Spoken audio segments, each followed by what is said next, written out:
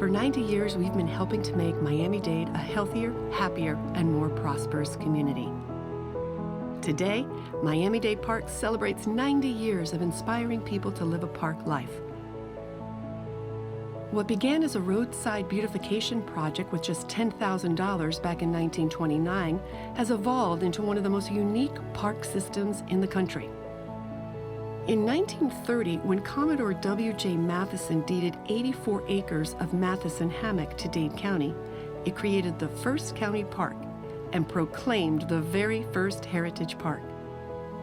Over the last 40 years that I've lived in Miami, I have become more and more enamored of its heritage, its history, and so many of our parks tell these stories. When President Roosevelt established the Civilian Conservation Corps in 1933, he took unemployed, unmarried young men to work on environmental conservation projects. Miami-Dade Parks was one of the beneficiaries when the Corps helped to build Reynolds Park and Heritage Park number 2. I think that the heart and soul of great cities are great parks. Parks, when done right, built right, and maintained right, are a gift for generations. Some of the best memories I have in my life were created in parks. Can you think of anything that's more important to a kid than a park? Parks are the catalysts that transform communities. Through their transformation, we see people that are healthier, people that are happier, and the entire community is just much more prosperous. Every great community has a great park system. Mary Calkins Heinlein came from a family of pioneer homesteaders in the area known as the Redland. She created a park made completely of semi-tropical fruits. The Preston B. Bird and Mary Heinlein Fruit and Spice Park was established in 1943, becoming the park system's third heritage park.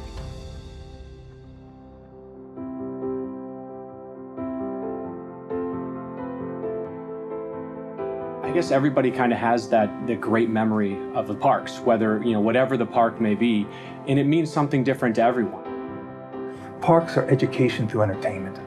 Getting outside, looking at the trees, looking at the wildlife, breathing the fresh air, getting some exercise. It keeps the kids healthy, it keeps the kids having fun, it keeps them out of trouble. Well, I think Miami-Dade Parks and Recreation are the center of where everyone's focus is when they want to be healthier and they want to be more active. There's no better place than to start in a park.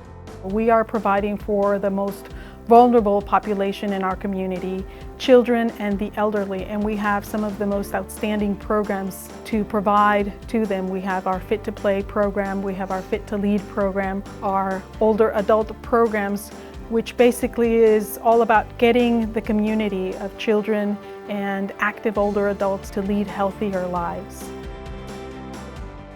Being bordered by water gives Miami-Dade Parks the distinction and ability to offer the sand and sea as a recreational spot for residents and visitors. In 1943, Hollover Park became the first beachfront playground for the system and Heritage Park number 4. In 1947, Crandon Park officially opened, offering the beach, golf course, tennis center, and more, becoming the park system's 5th heritage park. And in 1951, the park system welcomed its 6th heritage park, Homestead Bayfront, which was named the real South Beach because of its crystalline waters.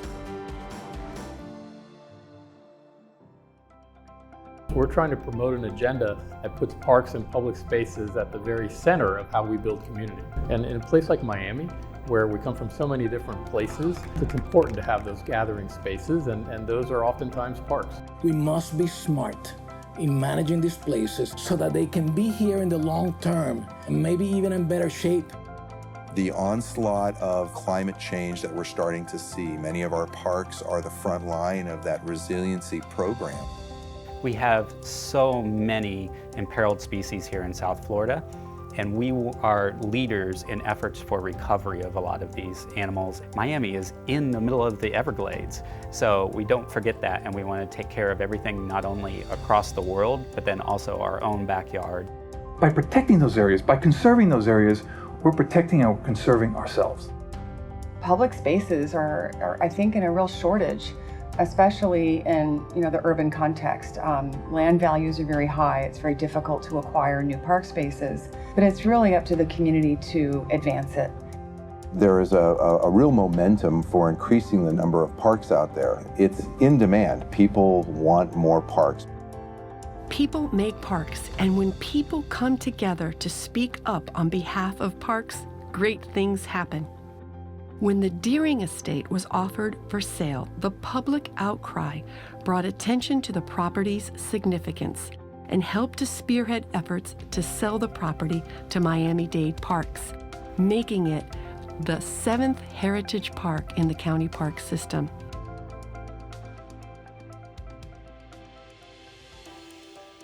So many people don't even realize when they come to the zoo that we're actually part of Miami-Dade Park System. We take great pride too being in this really large park system that provides all these opportunities to residents of Miami-Dade County. And every zoo employee also recognizes that we're a public employee and we're always trying to serve our residents and our guests here and give them the best experience because we are public servants. When we developed the vision for the next 50 years, the next 90 years of Miami-Dade County, we asked ourselves how to build a more livable community. The Open Space Master Plan is implemented through our 3 pillars: placemaking and design excellence, health and fitness, and conservation and stewardship. When you take all of these elements and you put them together, you have a cohesive roadmap for every community in Miami-Dade County parks to fulfill the mission of providing for healthier, happier, and more prosperous people and community for Miami-Dade County. Whether you're a king or a pauper, the park is yours, and that's a beautiful thing. There's nothing like a great program in the parks on a great, beautiful, sunny day. You really can't beat it.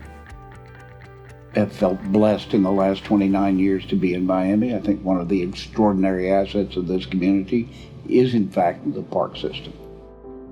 In a city like Miami, which is so densely developed, if you didn't have parks to soothe your soul, I don't know what we would do. Over the last 90 years, our park system has grown to include more than 270 park locations across our massive county. Miami-Dade Parks has led the way to making our community greener and healthier. Thank you, Miami-Dade Parks, for inspiring people to live a park life these last 90 years. Happy 90th.